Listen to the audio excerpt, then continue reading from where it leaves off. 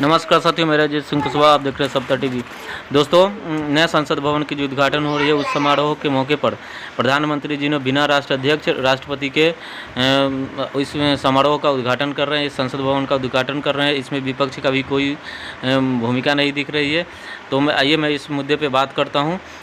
बिहार प्रदेश के जन अधिकार पार्टी के प्रदेश अध्यक्ष राघवेंद्र सिंह कुशवाहा जी से, और इन्हीं से जानते हैं कि इस समारोह में क्या विपक्ष जा रही है, विपक्ष का क्या कोई वो रोल है इसमें। और मैं बात करता हूं कि सम्राट अशोक स्तंभ जो उनका पद्य चिन्ह है, जिसको हटा करके सेंगोंग राजदंड को उसी के बगल में लगाने की जो चेष्टा की जा रही है, क्या यह मोदी सरकार की चाल है जो लोकतंत्र को हटा करके राजतंत्र की स्थापना करने की कोशिश। संविधान में वर्तमान भारत सरकार की कोई आस्था नहीं। वर्तमान भारत सरकार एक ऐसी मनमानी तरीके से राजशाही सौंपना चाह रही है हिंदुस्तान के जनता पर, जो बरसों पहले होता था। लोकतंत्र में शुरू से न आरएसएस की आस्था रही है, न भारतीय जनता पार्टी की आस्था रही है। जिस सनातन हिंदू धर्म की ये बात अक्सर करती रही है, यह सनातन हिंदू धर्म देश के लोगों को आपस में कई जातियों, कई संप्रदायों में विभक्त करके रूल करने का एक नया पाखंड और एक नए ब्राह्मणवाद की सोच के साथ यह सरकार हिंदुस्तान को तहस नहस करना चाहती है। भारतीय संसद के उद्घाटन के वक्त भी इन्होंने संविधान की मर्यादाओं को तार तार किया है। भारतीय संसद में राष्ट्रपति सबसे ऊपर होता है। संवैधानिक प्रमुख होने के कारण अगर देश में कोई बहुत बड़ी चीज नहीं होती हो तो उसकी शुरुआत भारत के प्रथम पुरुष जो राष्ट्रपति के रूप में जाने जाते हैं उनके द्वारा कराई जानी चाहिए। लेकिन नरेंद्र मोदी जी ने इस देश में एक गलत परंपरा की शुरुआत की है। नए भारतीय संसद भवन का उद्घाटन स्वयं कर रहे हैं। देश में तो कई राजनीतिक पार्टियों ने इसका विरोध शुरू कर दिया है, लेकिन देश की जनता को भी इस सवाल को लेकर के सड़कों पे आना चाहिए। हम बात यही तक रुकती तो मुझको लगता कि बात ठीक है, लेकिन बात इससे भी बहुत आगे जा रही है। इस देश में राजशाही राजतंत्र का प्रतीक होता था दक्षिण के चोल साम्राज्य का राजदंड। वह गणतंत्र के विरोध में था। जिस समय उत्तर भारत में वैशाली के प्रभाव से धीरे धीरे गणतंत्र का फैलाव हो रहा था, उसी समय दक्षिण भारत में चोल साम्राज्य अपने राजशाही के कारण जाना जाता था। वहां का सेंगोल राजदंड, जब एक राजा अपने बेटे को राजगद्दी सौंपता था तो वो राजदंड, सेंगोल राजदंड उसको देता था। ठीक उसी परंपरा को अंग्रेजों ने भी ये कहा कि नेहरू जी को सौंपते हुए कि हम सत्ता हस्तांतरित कर रहे हैं, आप ये राजदंड दीजिए। लेकिन जवाहरलाल नेहरू जी एक धर्मनिरपेक्ष सोच के व्यक्ति थे। वे देश को अक्षुण्ण और एकता के साथ आगे लेकर चलना चाहते थे। उन्होंने उस राजदंड का, सेंगोल को कभी भी उपयोग नहीं किया और प्रयागराज के म्यूजियम में रखवा दिया।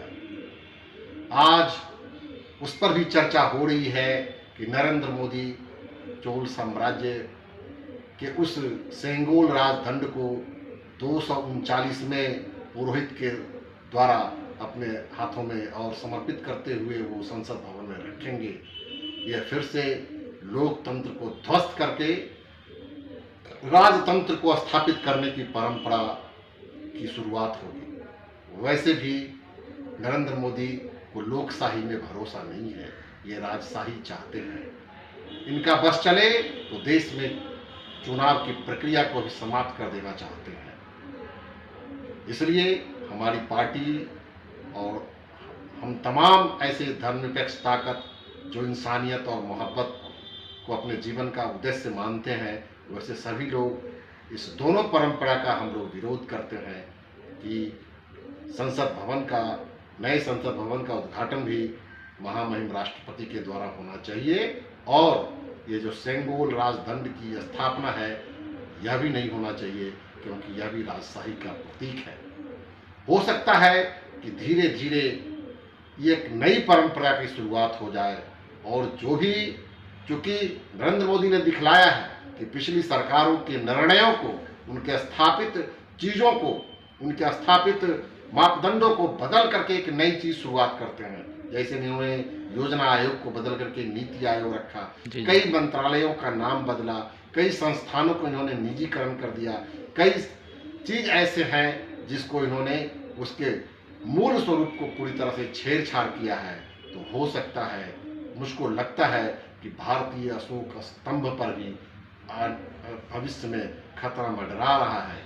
ये ज़्यादा दिन इस सोच की सरकार रहेगी तो भारतीय लोकतंत्र का जो प्रतीक है अशोक स्तंभ, जो गणतंत्र का प्रतीक है अशोक स्तंभ, उस स्तंभ को भी ये विलोपित करना चाहेंगे। इसलिए भी इस सेंगोल राजदंड की स्थापना का विरोध होना चाहिए। हम तमाम राजनीतिक पार्टियों से अनुरोध करना चाहेंगे कि इस मामले को लेकर के भी सजग और एकत्रित हो ताकि देश की जनता को इस संदर्भ में जानकारी दी जा सके।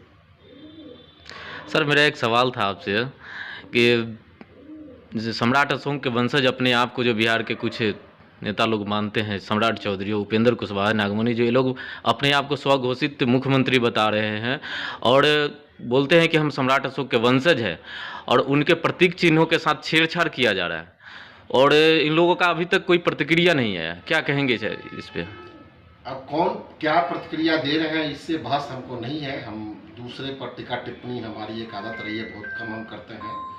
लेकिन अभी अशोक स्तंभ को छेड़छाड़ करने की बात नहीं हुई है, लेकिन ये शुरुआत है। जी जी, सेंगोल राजदंड को स्थापित करने से शुरुआत होगी। इशारा उसी ओर जा रहा है। जी जी, इशारा उसी ओर है। जैसे कई मामलों में कहीं पे निगाहें, कहीं पे निशाना होता है, जी। तो यहाँ भी यही है कि कहीं पे निगाहें हैं और निशाना कहीं पे चल रहा है। तो हम आशंका में है कि भारत के जो संविधान के साथ तो छेड़छाड़ तो हो ही रहा है, भारत के मूल्यों के साथ भी छेड़छाड़ हो ही रहा है, भारतीय स्थापित मापदंडों के साथ भी छेड़छाड़ हो रहा है। अब हो सकता है भविष्य में सेंगोल राजदंड की स्थापना के बाद भारतीय प्रतीक चिन्हों पर भी छेड़छाड़ हो। ठीक है सर।